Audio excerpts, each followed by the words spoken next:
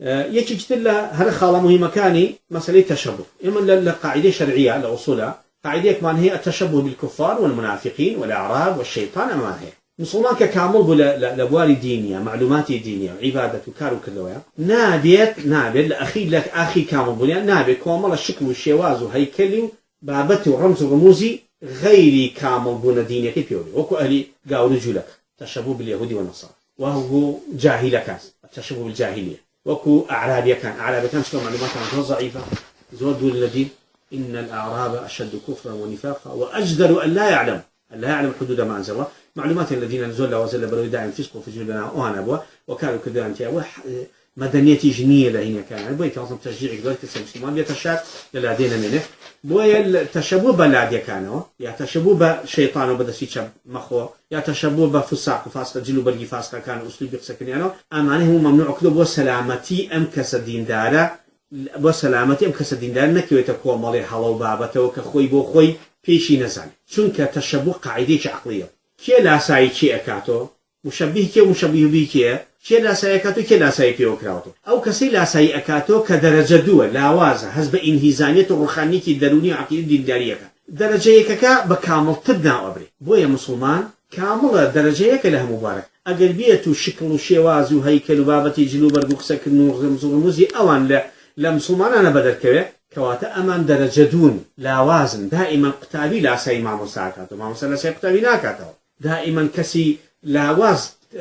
خوي بشوينه بكامله لبروا تشبه يك قد التشبه كان حرامه وموضوع الى دايغوني كما صلى الله عليه وسلم درجه تشبه شنك امل شو ورجي لدايغوني عيسى عليه السلام لنا قاور كان لدايغوني عيسى كلاو بتاريخ كلاو بمناسبه كلاو بسيط بمعنى كلمه صعب عالمي كدنيش كلاو تاريخ كان زال بتشكا بركي استعمال بلابونتو تاريخ ميلادي زال بصر هم تاريخ عالمه كاتك جاورا كان لدايقوني مسيحيان كدو عليه الصلاة والسلام ما رمزونا لدايقونو شونا كنيسوكم والله شعائري بسيط كي تبقى ما التزامات دينية نية أكثرهم فاسقون خشكان أكثر فاسقون من خلق دامو كالبيرانك كواتل لا سايك تشبه بكفار تشبه بمنافقين تشبه بيهود ونصارى حرام بويا فرمي الله أكبر إنها السنن والذي نفسي بيده لتتبعون سنن من كان قبلكم حذو القبلة بالقبلة إلى آخره هي كتاب فرمي أهل الكتاب وكان كانوا يهود ونصارى فرمي فمن شيء لو أنزل كواتل لا سايك نوي كانوا كدوي قاوروا جولك يشيبوا لو خالق وصحابه أهل الدين ومعلومات ديني زور تركيز خاطر سري نامي بيشيب بوان كواتما تشبهها بقاورة كانوا بجولك كانوا كلا دايبوني في غمران وصالحان ينكردوا بمناسبة بدين وهالواشة شون كواتان يستدين في عصر السلامة كاتي كروج أجيره شان مدة فيش أو إبراهيم الكوري في عصر من الثمانين صالونيك وفاتك جولك كان أهل الكتاب وريان لبابتك بوشي واندني عقائد ومناهج كان أشن دي عيب الله كان لمدينة بويا روج جيراوة لبر وفاتي إبراهيم كوري محمد صلى الله عليه وسلم يباشا يو باورتان بمحمد ميا بوشي أو ببرزو سيري كراكي كانوا مقدسي كانوا كراكي أمشتك الله كانوا بوي تشويش عقيدي لنا ندروز به تقديسي أشخاص مردن وجياني خلق كبابتك أو أنا بلين تكبر مفاهيم مكان يعني بيو كشون لخوان لشون رابردي خوان وابو فكري كسب بويات كرابردي فكري هو ومن جيبه ويا هو كاري لبدع كان هو كاري كي يقول لبدع كان ويا أم ملة كان الشرق بيش قال العرب كاتي هاتنا الإسلام وكفارس وترك وبربريا كانوا كاتي هاتنا الإسلام بقومل أدياني بيشوا جولك جاور بوزعي زرادشتي كهاتن أم بابتانيان جنجان لقل إسلامه جنجان لقل إسلام تيكلوا إسلامي عن كذا إسا إسلامي شيء تيكل بابتانا هي كواتا عينا شل أمشوي أوان جرابردو خوان أو بابتانيان هبوا كم بابتانيان هبوا ويستوانا عينا شل الإسلامي شو بابترن رنگ بدانوي قبيلة نعنا ويكامل بلا بيته في عنصر سنة متار أدا للروش قلتنا أفرمي خلقنا ما نور روش يشكل نشانه كانوا علامة كان عند صلاة خايف قال أسمعنا بابوني لدايقون ومردني هيش كسيك وناجي كواتا أجر روش أجر حركاته فلكي أجر مناس أجر ردايق وكاد النبي كواتا لدايقون ومردني هيش مخلوقك بهيش يوي تأثيرين لقدر إلهية شجاي لقدر كونية وتأثير بيجي روش مان تيرشيك ومنستير هيش تأثيراتي كيني أي لقدر شرعات شو تأثيراتي هي كواتا لدايقوني كس مخلوق مردني مخلوقك بهيش يوي تأثيراتي لقدر كونية نبي لقدر شرعية نبي كواتا لأسار سيدينية يعني كاملترين منهج وبرنامج تشريع إسلام لا تشريع كامل يكل الصفات كان تشريع كامل الإسلام بهي الشويك عبادة كان الربط نكلا وبيوس نكلا وبمخلوقاته هیچ مخلوق شایسته ئەوەی کە عیبادەتەکان تەواو بۆیە لەدایکبوونی هیچ پێغەمبەر لە پێغەمبەرەکان مردنی هیچ پێغەمبەر لە پێغەمبەرەکان بوون بە پێغەمبەریان هاتنە خوارەی وحیان هیچی بەو بابەتانە نەکراوە ئیلا ئەو شتانە وەکو لەیلەتول قەدری خۆمان کە ئەو شتانەی کە خۆی عیبادەتێکی تیا خەزن کراوە بکرێ لێرە نەک مەبەست کاتەکە بێت کەواتە لەم حاڵەتە ئەم شتانە نەکراوە بە دین کەواتە ناکرێ بە دین بۆیە لە قەدەری کەونیە تەئسیری نەبێت لە قەدەری شەرعیشە تەئسیری نییە نابێ بڵێ ئەو عیبادەتە بکە بە بۆنی لە دایکبوونی فڵانە پێغەمبەر ئەو عیبادەتەکە لەبەر فاوەفاتەکەی ئەهلی بیدعیش وایە موسا لەویان نوێژی کرد عیسا لەویان نوێژی کردووە فڵانە ڕۆژ لەویان ئەمنمان نییە حتا عاشوراشمان هەیە لە عاشورا مناسبەی سەرکەوتنی موسا عیسا بەسەر فیرعەون نەک مناسبەی لە دایکبوونی موسا و فاتی موسا شتێوێت ئەو دەی محەڕەمە مناسبەی سەرکەوتنی هەموو پێغەمبەران بەسەر قەومە کافرەکانیان نەک زەمانەکە خۆی کەواتە خۆی بۆ خۆی لە تەشریعی یاسا و ڕێسای ئیسلامان لە یەکێ لە کامڵی تەشریعاتی ئیسلامەوەیە کە هیچ حکمێک عیبادەتێک زۆر لە جۆرەکانی عیبادەت و ئەحکام و تەشریع پەیوەست نەکراوە بە لەدایکبوونی محەممەد ڕەسوڵ سەلام بە پێغەمبەرێک و بە وەفاتیان و بە هاتنە خوارەوە وحیان یانش مناسبەیەکی مەخلوقی تیانی نابێ مناسباتی مەخلوق بێ بە عیبادەت بۆ خالق ئەبەدا ئەوەمان نییە لەبەرەوە ئەوە هەر قاعیدەیەکی علمیە ئەسڵن قبوڵ ناکرێت کە بە بۆنەی پێغەمبەر سەلام و مناسبەی مەخلوقێ بکرێ بە عیبادەت لە عیبادەت لە دینە خالصا خوا دایناوە بەم جۆرە عیبادەتن بۆ بکە يريد ويشاء ويحب ويرضى أو شو الكلمة معنى قدري شرعي كونية خوا ويستي لي إلى إرادة ويستي لسلوي كوابو شويبه وفي خوش في رازية نجي عشاء شوار كان بيه نجي كان بوشي وفرز كان وابي لكاتي خويا بيه وعبادة كان دياري كلاوة بوي عبادات توقيفية هم قاعدة كلا عبادة توقيفية بودني لي زاو كبكي بيوزبون فيوي كواتل عبادات ني معنى مولود وأصلا عبادات شجعي نابت مناسبة إلى داعي يقولون مردني حادثي كي مخلوق بكري بعبادة بو خالق أصلا بولي نزيق نابتو بكارو كردوي نزيك بيتو بو خوايبكي نكبو مخلوقي كي بقاتك وجاوز لي مشركة كان هؤلاء شفعاء عند الله ما نعبدهم إلا ليقربنا إلى الله زلفى سيصور الشخص بتكون منها برسي بس بوي لقوا من زيخنا كواتنا الراسة عبادة لقى خواها وبو خوا كذنا بتعليمات خواهي كذنا نكبو بو مناسبة مخلوقات الكتابين أمش خوي لأخويا براسي رخنيش زول علم الأسريان كبهي الشوية نابي بدليل تشريع وتقديس مخلوقات وشعائر مخلوقات نابي بهي الشوية لسر لدى يقولوا مدينة يشي جيت له قاعداني تلمان قاعدة كمان هي لا يجوز تأخير البيان عن وقت الحاجة قاعدة أصولية لا يجوز تأخير البيان عن وقت الحاجة بهي الشوية لشرعة يا سكن علماء فرمي دروس نية بو في صلى الله عليه وسلم بو هيش تسجيل لو كاتا كبيس بيت بو معلومات داني دين دواكوي اصلا لا تبليغ كرني في صلى الله عليه وسلم لا في غمراتي في غمر صلى الله عليه وسلم او قاعده زور شابه لا هالشو انا خلط في سي بي معلومات طاوي دعوتي لباري حج ولا باري نيوج ولا باري عبادات ولا باري هم نوع كان هم جوله كان ذكره بهيش شويش تكاي نشاردو تاخير شي نكدو نكشاردو تاخير شي ما دام في صلى الله عليه وسلم لا يجوز تاخير البيان عن وقت الحاجه دروزني بهيش شويه رمكنوي ديني لكاتي في ويسا تاخير كوتا ام رمكنوي دينيه باشا في صلى الله عليه وسلم بوشي باسي مولونامي نكدو باشا كتاخير كدو كوا حتى وفاتي تاخير هیچ باسی کنی که اگر بیاتو شرع و دین باید به هیچ شوی دروز نبود پیامبر صلی الله علیه و نبی شارتو نه تأخیری شده نه به تأخیر هاتوا نه به هیچ ته بلکه هر وجودی نبود شته نبود شارتو لا صحابه دوای درکه شته نبود تأخیری که با تأخیر وفاتی که تو قاعده که لو قاعدانه که اگر بیاتو دین باید پیامبر خاص صلی الله علیه و فما بلغت رسالت ابدا رسالتي بكامل نجانو ما دام اون شو حديثك من يفهم اشتي كارج نيه لبهج نزيكتان خاطو بيم رارجان وكاريكش نيه لجهنم نزيكتان خاطو بيم رارجان كوتا اجل اما عبادت بيت لنزيك من نزيك خصبيتينو لبهج كوا بوشي نص دقيق معني لسري يا صحابيك كارو كدو كيف نصم نقل ما كرسري كوتا بو قاعده علميه ابدا كان صمشتي شهادته تاخير نكدو وني نكدو لخلق قوم رايبه خلق رجوع نبينيو بلكو هر كسك هات ولا هر شتيكات بيويسي بهكاتيك بوبي اصلا لدينا لحاجه خذوا عني مناسككم لا صلاه صلوا كما رايتموني اصلي لسر من بدا نيجك بدولات قبوي تعليمات هم مشتكاني اقامه حجه لسا خلق كدوا عذري بو خلق نيشتوا لئلا يكون حجه بعد الرسول بوي دواي في غمران بلقى بو خلق منيتو كوتا هيج بلقيك مانيه وفي انصاص ليش شهادته ومعلومات اقربوا ابوه كواتا أصل أساسي لديناني ورشاو ناكل ناخلنا بيوندي بهيش شوية بنزيكو بدل لدين بدينوني موصولي مناسبي لدايقوني في عنصر صلاة بين خالة لخالة كانت هو كارت شيء موضوع نامات كومال اجتماعي للدنيا إما كومال قاعدة مع الله سد للزريعة واتا إما الرجاء أجرين بو أويشتي تلبدواني مثلا بون حديث ضعيف بين أكل بري موضوع الخرافات وصل إسرائيليات بدو إخواني كواتا لدينا زور شد غشاو كلاو صدر لي زريع شتي نكل بويشتي تلبدواني أما زور الأحكام كان غشاو كلاو أما نكلا ولا بدو هو نكلا ولا بدو باشا كي دين يا متي دربوا أوي خلق بدو في قانوني فاقر ورده أصلا دين معلوماتي كي ناوروشي بإنساني أدا ناوروشي كاملك بيش دركة كان ناوروشي كاملك بيش دركة كان بوي بتمت عليك جان ده فالمية أصلا مسألة زهد ورع لصديم الصحابة كالكي دليو ناوروشي بو لدولا إنسان زاهد وارع بو بلام دواي سرد مكاني أو لو أخي سردما أو كار ناوروشيا كلا بدركي جلي دراو لبركة سلك لبركة أما زاهد وارع بوي بد أصلا الصحابة نأجلي جوان وأمكم منشتي الدنيا بيانو لنا وزاهد وارع بو وكسليمان عليه السلام ملك بو أو ده صلاتها بو زاهد وارع نعم العبد إنه أواب كواتا أو أعمال باطنية كانوا كدونا وروتشي لا أخيرا استغلال كذا بودي عبور ريا والدنيا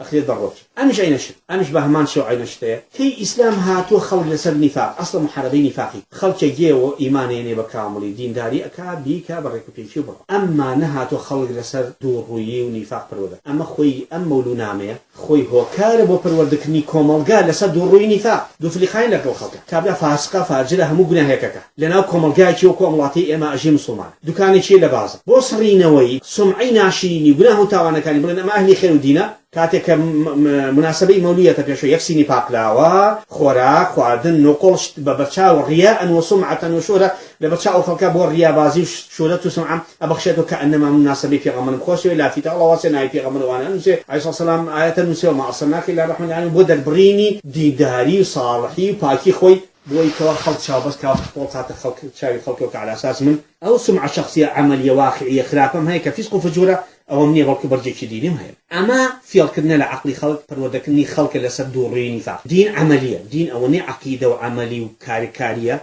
أو ندر رمز روتينية بويا دائما إنساني بالروتينية كان خلق شابس كخلق بويا أما برودكني خلق لسدوريني فاق هر کسی تاوان کار کسی او کاوکو گاور کام شتنا و کنیسوا مبلغ پارب دابا خشی کنیسکا او شیکی لخوشبونی بری وسوق الغفران عفو صريوة ولهم جناح أم كابراش كأنما سوق الغفران لمولونا ما لمناسبة ما أبري بخوي بمناسبة أشكرا أكاروني أكاب مولونا ما أخواني توبا تطلو دفو ده أصلا شعري برلا الشرك وهاوال كدنا في غمر مناسبة جنوب ياوتي قلبون لما واو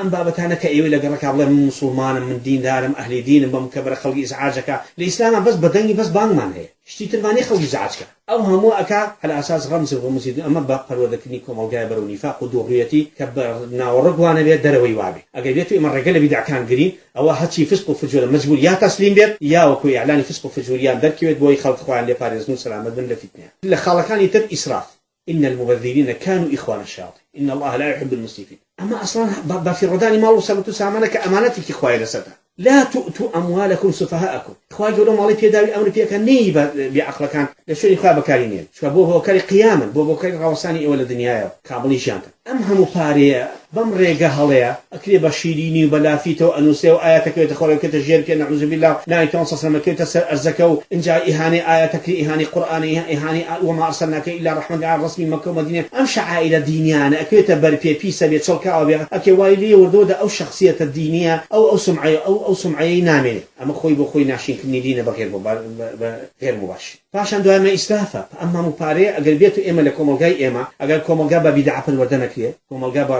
رجل راسي يسار رسائي كاملي ديني برودكين أما مسلوتو سامانة كلام مناسبة يبخشنو أقل كوب كريتو ببار لدسيا بهن لدسي لجني شي باكا توزيع في بس فقير وجرا شنها عائلة ومالي هجار فقير رزقاري نبي أو أولاد ترك شرع دانا وزكاة عن فيها بدريا يارمتي بدريا نك أو بإسلافة برا كذي استفادي لنا كو خلق أهل نبوي الزكاة دا بو أهلي خوي رزقاري بلا فقيري كوتا أقل أما عبادات بهم إما عبادات دون أمانة مالي بدني أما عبادتي بدنية مالية عبادتي مالي زكاة مالي صدقات مالي كفارات مالي أمانة هم يبي بدل بوصن فاريك باسكرا وفقير وجهل نبو أقل ما خير خيراته صدقاته وأبي عبادته كفاراتي جناه وأبابته إن يو أبي خر كريته وهرهمي بدري بفقير وهجار وآوار وكم دسكان وترزقان بلا فقير باش أما شرع الرشاء إخوانته الرشاء بيك يا أما بمشي وازح الشيء وها فرتب الله بيك خلق أهواء إخوي تيقل بدين كدو إسلافك عجيب أكاد وهيش وينك جناقري لو بازار أوي بيوستينيا أيدريتي يا بيوستينيا بكاري إهندري أما أنا خوي بخوي بويا علماء فرمي نابي خواردني مولوب خريبي حرامة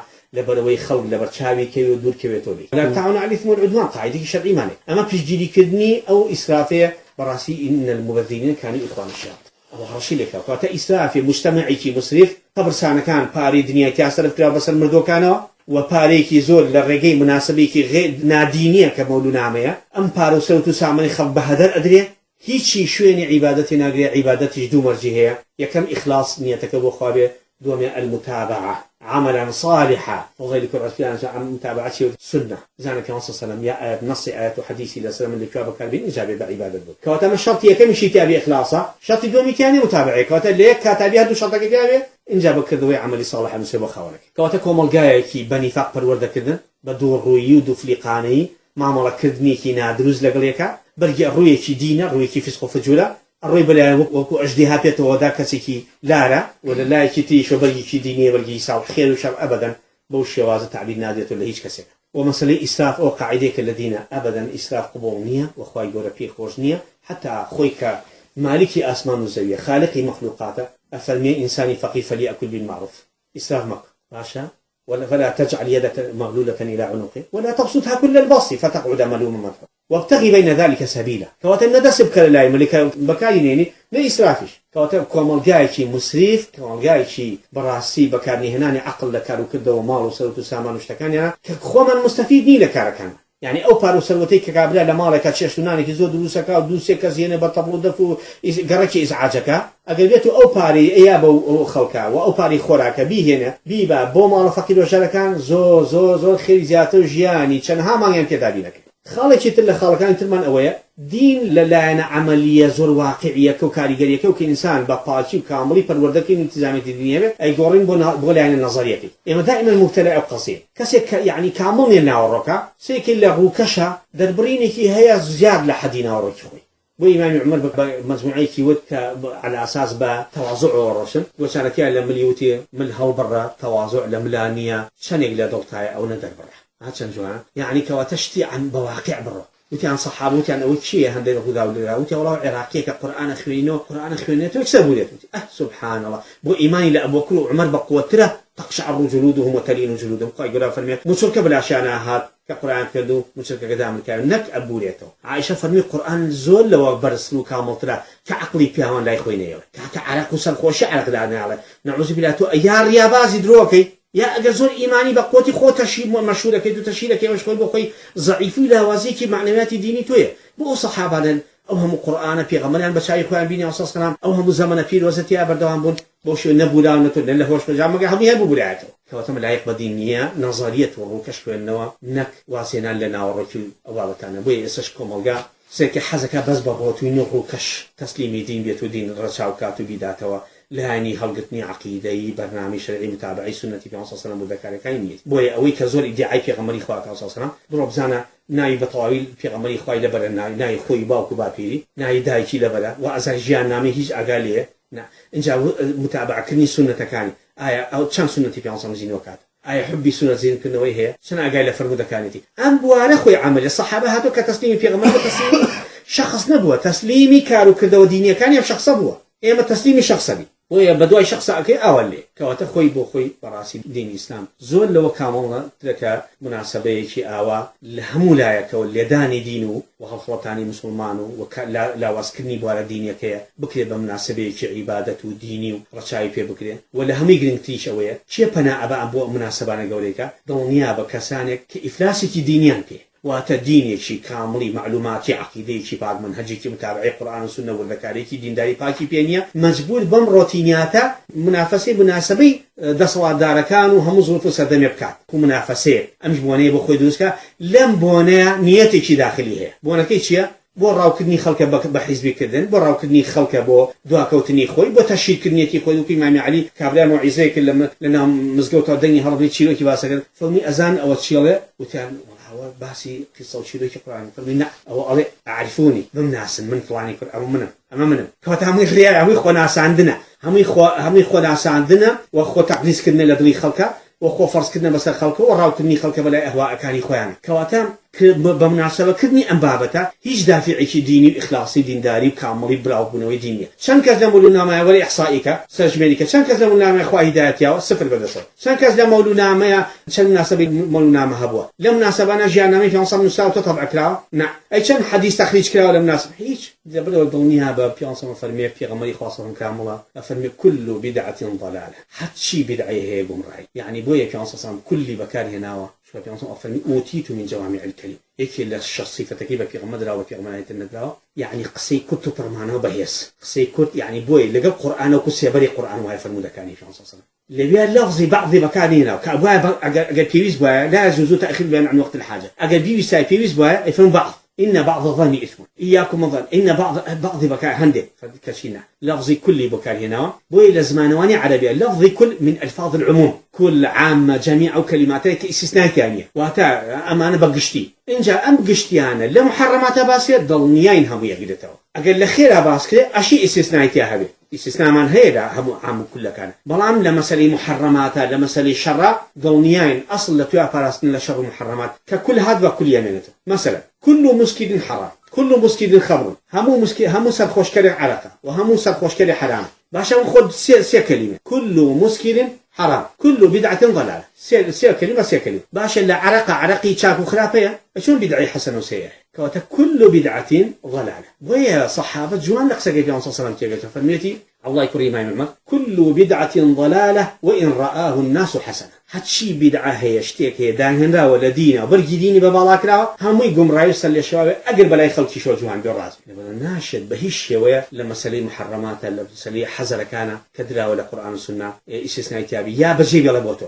أصلا في عنصر بجيب ناشد بوتو تبي بدعي حلال وحرام وبدعي شيء نجاكت أبدا أو عزي كري عبد السلام أو إمام القرافي كدواي كوتوا بدعة فيها بشا أصلا أول شتيكي لغوية بكارينا وهيج علماء رخنيان لسري هيو بهيش شوية يا سايجي بلا قاعدة